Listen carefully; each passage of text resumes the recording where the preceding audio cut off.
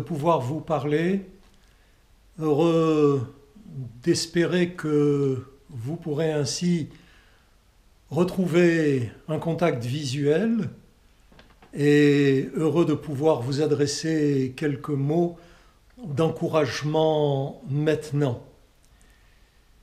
De tout temps, nous le savons et depuis l'origine, l'Église de Jésus-Christ a subi des épreuves, des adversités, et souvent de fois, elle a même été violemment persécutée.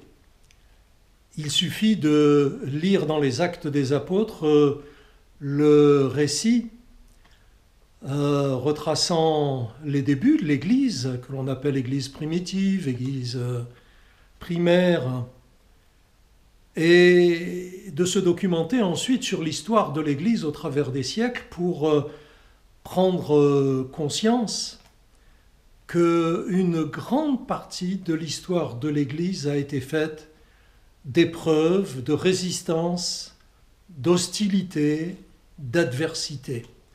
Et aujourd'hui encore, nous le savons, vous et moi, dans beaucoup de pays sur notre planète, les chrétiens traversent des temps difficiles.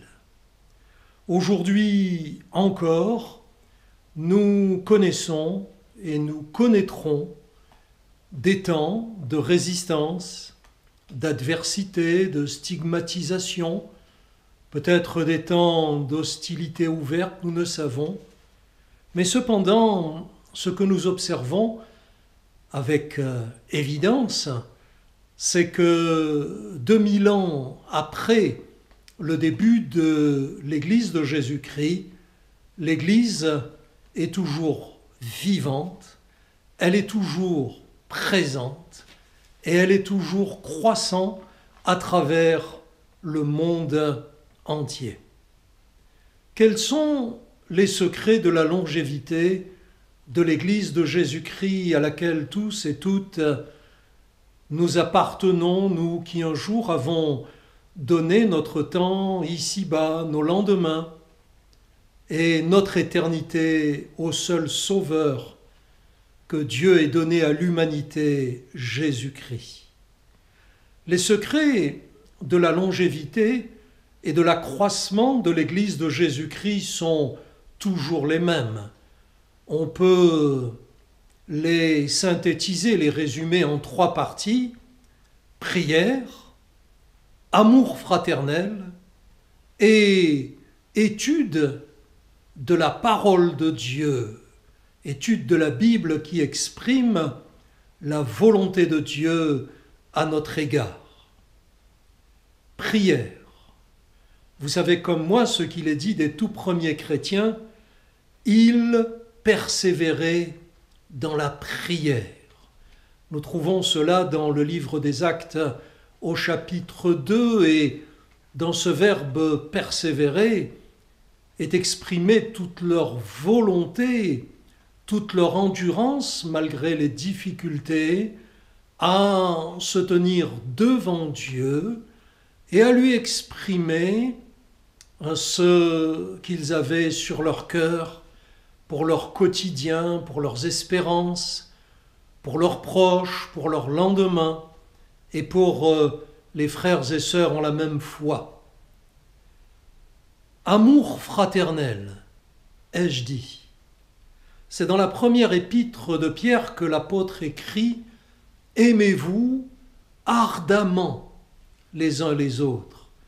Ce terme « ardemment » n'est pas fréquent dans la Bible. Il exprime vraiment une forte énergie, un authentique désir de faire ressentir notre amour à celles et ceux qui partagent la même foi que nous et à trouver en eux des motifs de les aimer, de compatir à leurs souffrances, à leurs problèmes et à leur prodiguer conseils et encouragements. Et puis, étude personnelle de la parole de Dieu. C'est Paul qui écrit dans la deuxième épître à Timothée au chapitre 3, « Toute l'écriture est inspirée de Dieu ». La Sainte Bible, la parole de Dieu, a été écrite à notre intention. Et nous voulons nourrir notre âme de cette parole. Alors, frères et sœurs, les quelques mots d'encouragement que je voudrais vous adresser se résument en cette phrase, et c'est une phrase d'espérance. C'est une injonction particulière pour les jours que nous vivons. Nous aussi, nous survivrons et nous progresserons. Nous progresserons avec le Seigneur, malgré ce temps d'isolement, malgré ce temps de dispersion, bien que nous soyons du jour au lendemain privés de locaux, privés de rencontres, privés de prières en commun, privés d'études communes de la parole de Dieu, et bien comme l'Église a survécu et a progressé, s'est répandue dans le monde entier, nous aussi, nous en sommes convaincus, non seulement nous survivrons, nous irons au-delà de ce temps d'épreuve, mais nous progresserons. Nous ne régresserons pas. Nous irons plus loin, nous irons plus haut, non seulement individuellement, mais ensemble aussi. Après avoir été éprouvés, nous aussi, nous vaincrons. Et nous aurons bientôt, très bientôt je l'espère, la joie de nous retrouver ensemble pour louer d'un même cœur ce Dieu qui ne nous abandonne pas, ce Dieu qui, malgré les apparences, contrôle toutes choses, reste souverain, reste présent chaque instant de chaque jour dans nos vies et dirige nos vies, qu'il dirigera aussi durant l'éternité. Dans le temps que nous vivons, nous avons plus que jamais besoin, nous aussi, de tous appliquer personnellement ces trois injonctions.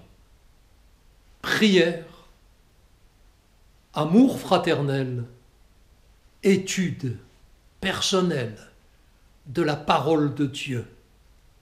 Remettons nos jours et notre éternité au seul souverain de nos vies.